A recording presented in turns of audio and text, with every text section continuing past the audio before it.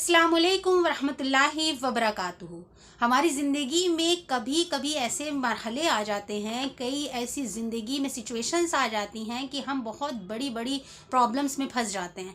जैसे कि अगर हमको कुछ कोर्ट में केस चल रहा हो, हमारी ज़िंदगी में कुछ ऐसा प्रॉब्लम आ गया हो कि हमको कोर्ट के चक्कर लगाने पड़ रहे हो, तो जाहिर सी बात है we don't have that much of knowledge of court, तो हम अपने लिए एक लॉयर को हायर करते हैं और वो वकील हमारी तरफ से हमारे लिए हमारे केस को लड़ता है। उस वकील का काम होता है कि जो चीज़ हम नहीं कह पा रहे, हम अपनी बेगुनाही का सबूत नहीं दे पा रहे, तो he will get witness for us. वो हमारे लिए चश्मदीद गवाह लाएगा, वो हमारे लिए गवाही दिलवाएगा, वो हमारे सारे काम बना देगा। एक केस बहुत ख़तरनाक भी चलेगा जो क़यामत के दिन चलेगा, जिस रोज़ अल्लाह सुब्हानहू ताला की बादशाहत होगी और हम सब मुजरिम की तरह खड़े होंगे। उस केस के लिए हम सबको अभी से अलर्ट होना है। उस दिन इतना बड़ा केस होगा कि हमारी ज़िंदगी और मौत का सिर्फ सवाल नहीं होगा, आर या पार होगा, या तो जन्नत या दोज़ख, या हमेशा के लिए राहत या हमेशा के लिए आफत।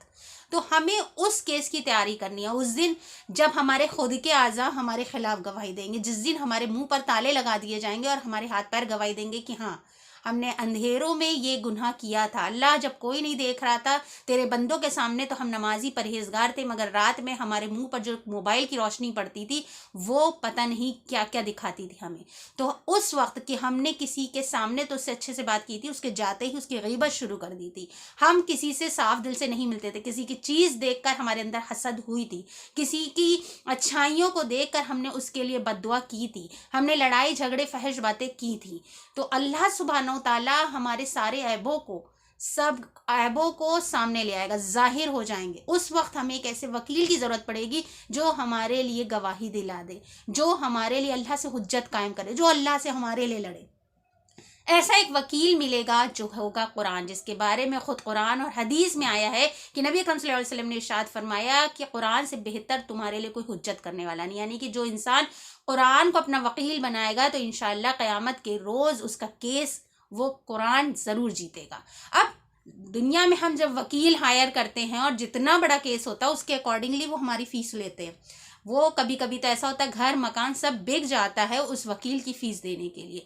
लेकिन ये आखिरत का जो वकील है, जो कुरान है, इसको हायर करने के लिए हमें दुनिया में ही तैयारी करनी पड़ेगी, तभी ये वकील हमारे लिए वहाँ लड़ेगा। वरना कोई भी दुनिया का कैसा भी बड़े से बड़ा आप वकील हायर कर ले, क़यामत के रोज़ वो आपके लिए आगे नहीं आएगा। जब आपका खुद जिस्म आपके ख़िलाफ़ गवाही दे रहा होगा तो आपको एक ऐसे वकील की ज़रूरत है जो आपको अल्लाह के गज़ब से बचा ले। तो उस कुरान को अपना वकील बनाने के लिए उसकी फ़ीस देनी पड़ेगी। यानी कि कुरान के कुछ हुकूक हैं जो हमें पूरे करने पड़ेंगे, तभी ये कुरान हमारे लिए केस लड़ने को तैयार होगा। तो सबसे पहले जो कुरान का हुकूक वो है सूरह अल-अराफ में खुद अल्लाह सुब्हानहू तआला इरशाद फरमाते हैं कि कुरान जब पढ़ा जाए तो गौर से सुनो। यानी कि सबसे पहला हुक्म जो कुरान के लिए हमारे अंदर आता है कि कहीं पे भी कुरान का रेसिटेशन हो रहा तो खामोश हो जाओ, गौर से सुनो, यानी कि उसकी इज्जत एहतराम करो। अक्सर करके हमारे अंदर अब ये गलती कमियाँ हो गई कि कुरान की आयतें हम घरों में लगा देते हैं, प्ले कर देते हैं और उसके बाद अपने अपने कामों में मशगूल रहते हैं, बच्चों से भी बात कर रहे हैं, मिक्सी भी चल रही है, जार्स भी चल रहे हैं, मतलब एवरीथिंग इज़ गोइंग ऑन और हमें फ़र्क नहीं पड़ता। जबकि कुरान के लिए अल्लाह सुब्हानहू तआला ने हुक्म दिया है कि कुरान जहाँ पे पढ़ा जा रहा हो वहाँ पे खामोशी अख्तियार कर लो, उसको गौर से सुनो, उसको सुकून से सुनो। यानी कि अगर कोई सुनने में अपने काम में मशगूल है तो पढ़ने वाले को चाहिए कि धीर हो जाए, क्योंकि उसको ना सुनने वालों को उसका गुनाह ना पड़े। तो इंशाल्लाह हम कोशिश करेंगे कुरान को गौर से सुनेंगे। कुरान को सुनने के बड़े फ़ज़ाइल हैं और पहले के लोगों के लिए बड़ा मुश्किल काम था, क्योंकि पहले कुरान सुनाने वाले लोग बहुत कम थे। आपको कुरान सुनना हो तो आप जाके मस्जिद में बैठिए, आप स्पेशल टाइम दीजिए, आप किसी से कहिए कि थोड़ी देर कुरान सुना दो, या नमाज के दौरान इमाम ने कुरान पढ़ लिया। अभी अल्लाह सुब्हानहू तआला ने हर चीज़ हमारी पॉकेट में रख दी है। हम अपनी पॉकेट से मोबाइल निकालेंगे और कहीं पे भी कुरान का रेसिटेशन बैठ के सुन सकते हैं। 2 मिनट, 4 मिनट, 24 घंटे में कुछ वक्त अगर हमने दे दिया तो ये कुरान हमारे लिए इंशाअल्लाह हमारा केस लड़ने के लिए तैयार होगा कि अल्लाह ताला कुछ तो अच्छे अमल नहीं करता था, लेकिन कभी कभी बैठ के कुरान को सुन लेता था, मेरी बात को सुन लेता था। तो यानी कि ये जो आपका वकील है ये खुद अल्लाह ही की ज़ुबान है, अल्लाह ही के वर्ड्स हैं, अल्लाह ही की किताब होगी आपका वकील। तो कोशिश करें कि थोड़ा सा वक्त अपनी ज़िंदगी का निकालें और कुरान को सुनने की आदत डालें। दूसरी चीज़ है जो कुरान को वकील बनाएगी, कुरान को हमारा सपोर्टर बनाएगी, वो होगा कुरान को पढ़ना। यानी कि अपनी ज़िंदगी में, अपने 24 घंटे की लाइफ में हम थोड़ा सा वक्त निकालें, अपने स्केड्यूल को इस तरह से सेटअप करें कि 2 منٹ 4 منٹ 5 منٹ یا 2 آیت یا 5 آیت یا ایک سورہ روز ہم قرآن کی پڑھتے ہیں. چھوٹے سے شروع کریے، بڑے گولز مت رکھیے، شروعات کیجیے، انشاءاللہ اللہ تعالیٰ آسان کریں گے. 2 4 آیت، 1 2 آیت روز ہمیں پڑھنا ہے تو پڑھنا ہے. پہلے شروعات کیجیے قل اللہ احد سے پڑھیے، وہ تو یاد ہے آپ کو. دن میں بھائی میں 5 منٹ پڑھتا ہوں، ظہر کی نماز کے وقت پڑھتا ہوں، دکان جاتا ہوں تو پڑھتا ہوں، لیٹنے سے پہلے پڑھتا ہوں، پڑھتا ضرور ہوں. میرا ایک سسٹم ہے، میں کچھ بھی ہو جائے قرآن کا کچھ حصہ تو پڑھتا ہوں. پھر دھیرے دھیرے انشاءاللہ قرآن کی کتاب اٹھا کے پڑھیں گے. دھیرے دھیرے موبائل سے وقت میں بیٹھے ہیں تو قرآن کو پڑھیں گے. تیسری چیز ہے قرآن کا چھوٹا سا بھی اگر حصہ ہو اس کو حفظ کرنا. نبی اکرم صلی اللہ علیہ وسلم کی حدیث ہے کہ وہ دل اجڑے ویران گھر کی طرح ہے جس میں قرآن کا کوئی بھی حصہ نہ ہو، جو قرآن کا کوئی بھی حصہ جس کو یاد نہ ہو. تو کوشش کریں قرآن کی چھوٹی چھوٹی سوروں کو اور اضافہ کریں. اگر ہمیں بچپن میں 10 سوریں یاد کرائی گئی تھی، 5 سوریں یاد کرائی گئی تھی، 3 کرائی گئی تھی، تو کوشش کریں کہ اب ہم آگے بڑھیں. ایک حصہ، 1 آیت کوشش کریں حفظ کرنے کی. نہیں ہوگا اللہ تعالیٰ سے کہہ تو سکیں گے کہ اللہ تعالیٰ حفظ کرتے ہوئے انتقال ہو گیا. میں نے کوشش کی تھی، 3 آیتیں صرف لائن میں نے یاد کری 30 سال میں. لیکن اللہ تعالیٰ رحیم ہے، رحمان ہے، تو اللہ تعالیٰ آپ کی کوشش کو کہیں پہ بھی ضائع نہیں کرتے. اور یہ قرآن خود کہے گا اللہ تعالیٰ یاد کرنے کی کوشش تو کی تھی، زندگی ختم ہو گئی. اللہ تعالیٰ کوشش تو کی تھی، نہیں کر پایا، اس کا دماغ نے ساتھ نہیں دیا. اللہ تعالیٰ اس نے لگائی تھی، دل تو لگایا تھا آپ سے، وہ بات الگ ہے، کامیاب نہیں ہوا. تو انشاءاللہ ہم کوشش کریں کہ قرآن کا چھوٹا سا حصہ ضرور حفظ کریں. سال بھر میں اگر ہم نے صرف رمضان میں ہی 1 2 آیت حفظ کر لی، that will be much more beneficial than this دنیا. اس کے بعد ہے قرآن کو غور سے سمجھنا، جو سب سے امپورٹنٹ پارٹ ہے. کیونکہ قرآن میں کہیں پر بھی اللہ سبحانہ و تعالیٰ یہ نہیں لکھا کہ قرآن کو حفظ کرنا مسٹ ہے. اللہ تعالیٰ نے کہیں پہ بھی نہیں کہا کہ قرآن کو یاد کرو. اللہ تعالیٰ نے کہا غور کرتے ہیں وہ لوگ، غور سے سنو. اللہ تعالیٰ نے یہ دنیا بے جا نہیں بنائی ہے، بے فائدے نہیں بنائی. یہ کون ہے جو دنیا کو چلا رہا ہے؟ کون ہے جو زمین سے پیڑوں کو اگا رہا ہے؟ کون ہے وہی مٹی میں اللہ سبحانہ و تعالیٰ رس دے رہا ہے، جوس دے رہا ہے، گنا دے رہا ہے، اور وہی مٹی سے اللہ تعالیٰ باز نکال رہا ہے بے رس. تو اللہ کی قدرتوں پہ غور فکر کرو. یہ کیسے یہ دنیا کا نظام چل رہا ہے، کیسے دنیا اپنی ایکسس پہ گھوم رہی ہے، کیسے سورج کے آگے پیچھے گھوم رہی ہے، کیسے سورج ایک جگہ رکا ہوا ہے، کیوں وہ نہیں گھوم رہا ہے، کیوں چاند دنیا کے ارد گرد گھوم رہا ہے. دنیا کو اللہ تعالیٰ نے کیوں بنایا ہے، بچے کو اللہ تعالیٰ نے کس طرح سے پیدا کیا ہے، کس طرح سے اللہ تعالیٰ انڈے میں سے مرغی نکال رہا ہے، مرغی میں سے انڈا نکال رہا ہے. اللہ تعالیٰ ہر چیز پر قادر ہے. کیا وہ غور نہیں کرتے؟ تو غور کرنے کی چیز ہے قرآن. یعنی کہ ہر آیت سوچنے کے لیے فکر کرنا شروع کر دیا. اللہ تعالیٰ نے اگر ایک آیت بھی لکھی ہے، الحمدللہ رب العالمین، تمام عالم کا رب اللہ ہے جس کی تعریف کی جانی چاہیے. ایک ہی آیت کو غور کریں، اپنی زندگی میں فکر کریں کہ بے شک تمام تعریفیں تو اللہ ہی کے لیے. آج میں جو بول رہا ہوں، میں جو کر رہا ہوں، میں جو سن رہا ہوں، میں جو سمجھ رہا ہوں، میں جو نہیں کر پا رہا ہوں، وہ بھی اللہ کی وجہ سے. اور انشاءاللہ اللہ تعالیٰ سب کچھ اچھا کر دیں گے.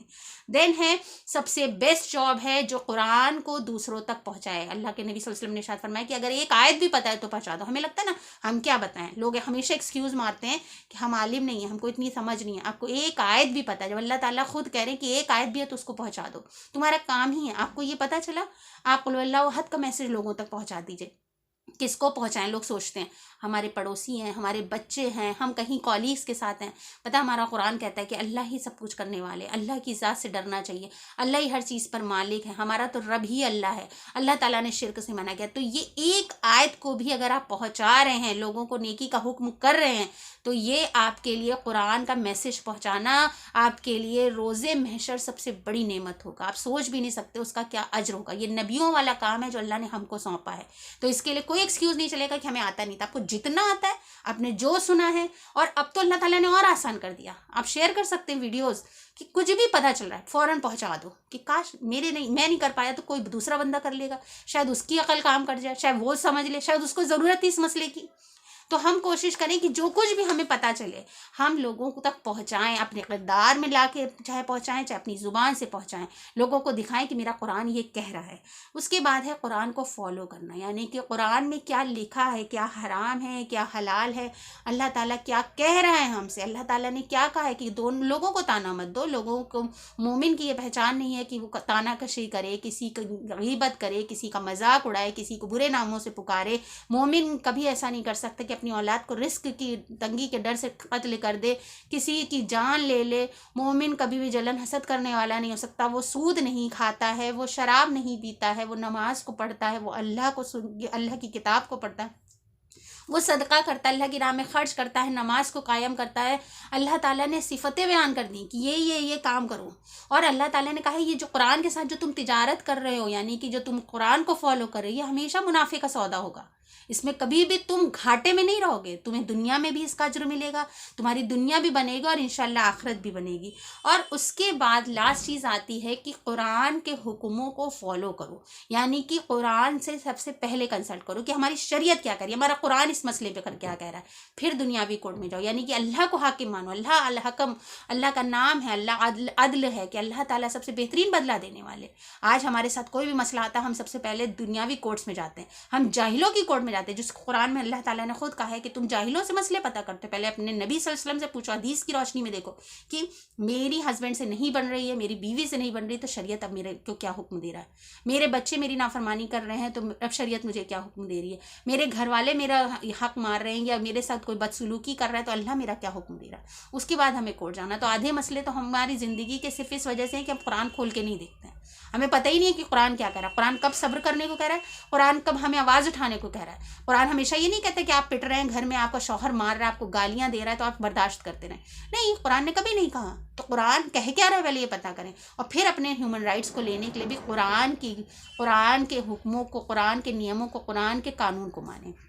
تو انشاءاللہ اگر ہم قرآن کی ان چیزوں کو فالو کریں گے تو یہی قرآن قیامت کے روز ہمارے لیے کھڑا ہوگا اور حجت قائم کرے گا اللہ سے کہ اللہ میں اس کو جہنم میں نہیں جانے دوں گا. اللہ یہ مجھ کو فالو کرتا تھا، اللہ یہ مجھ کو سنتا تھا، اللہ یہ مجھ کو پڑھتا تھا، اللہ تعالیٰ یہ میرے پر غور فکر کرتا تھا، اللہ تعالیٰ یہ میں اس کو نہیں جانے دوں گا. سوچئے جب قرآن میرا کیس لڑ رہا ہوگا اس وقت ہمیں بولنے کی بھی ضرورت نہیں پڑے گی. اس وقت جب اللہ سامنے کھڑے ہوں گے، ترازو رکھا ہوا ہوگا، حشر کا میدان ہوگا، پسینہ نکل رہا ہوگا، سورج زمین پہ ہوگا، لوگ نفسی کا عالم ہوگا، اس وقت ہم بول نہیں پائیں گے، اس وقت ہم اپنی چیزیں بیان نہیں کر پائیں گے، ہم کہیں نہیں پائیں گے کہ اللہ مجھے معاف کر دیجئے. اس وقت یہ قرآن ہمارے لیے لڑ رہا ہوگا. تو انشاءاللہ ہم کوشش کریں اپنی زندگی میں بدلاؤ لائیں اور قرآن کو اپنا وکیل بنانے کی تیاری آج سے ہی شروع کریں. اگر آپ کو یہ ویڈیو اچھا لگا ہو، پسند آیا ہو تو پلیز کمنٹ کر کے ضرور بتائیے گا. وآخر دعوانا الحمدللہ رب العالمین. السلام علیکم ورحمۃ اللہ وبرکاتہ.